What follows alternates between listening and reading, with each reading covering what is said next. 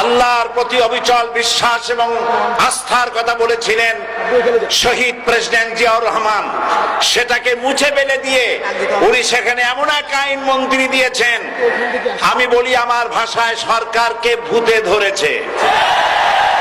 ভূতের পা নাকি থাকে পেছনের দিকে, সামনে যত এগোতে চায় তত পেছনে চলে যায়। সরকারে কিসে ধরেছে? ভূতে ধরছে। সরকারের মাথার উপরে চেপেছে বামপন্থীরা।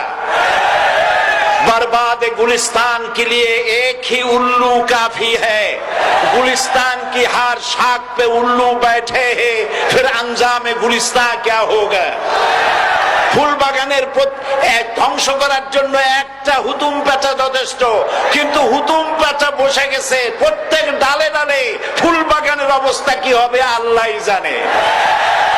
শিক্ষা ব্যবস্থায় তিন নাস্তিক বসা, আইন যাকে দেওয়া হয়েছে তিনি আইনের চেয়ারে বসে সব বেআইনি কথা বলতেছেন। তিনি বলতেছেন ধর্ম ভিত্তিক রাজনীতি চলবে না। প্রধানমন্ত্রী আপনি বলেন নাই আমরা আপনার কল্যাণকামী, যেভাবেই হোক আপনি প্রধানমন্ত্রী হইছেন, যেভাবেই হোক আপনি সরকারে গেছেন, আমরা চাই 5 বছর আপনি চালান, কিন্তু ভালোভাবে চালান। যাদেরকে বসাইছেন এই লোকগুলির একটু চেনেন।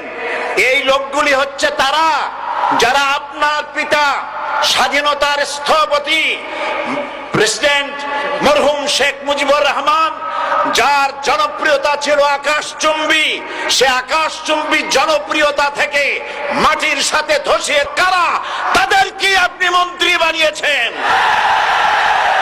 আপনার পিতার যে দশা তারা করেছিল, এরাও আপনার সেই দশা করে ছাড়বে। তার প্রমাণ হচ্ছে মন্ত্রী বলছে ধর্মনিরপেক্ষ ধর্মভিত্তিক রাজনীতি চলবে না। আপনি বলেন নাই, উনি বলেছেন। আপনি প্রতিবাদ করেন নাই, আপনার প্রতিবাদ না করাটাই ওই বক্তব্য আপনি সমর্থন করেছেন বলে প্রমাণিত হয়ে গিয়েছে। ধর্মভিত্তিক রাজনীতি নিষিদ্ধ ঘোষণা করবার মতো দুঃসাহস করবেন না। ধর্মভিত্তিক রাজনীতি শুধু বাংলাদেশে নয়, ভারতে আছে, শ্রীলঙ্কা আছে, মালদ্বীপে আছে, অস্ট্রেলিয়া আছে, আমেরিকা আছে, নিউ গিনি আছে, অস্ট্রেলিয়া আছে, আমেরিকা আছে, ইউরোপে আছে। পৃথিবীতে গণতান্ত্রিক অন্তত 50টি দেশে ধর্মভিত্তিক রাজনীতি আছে।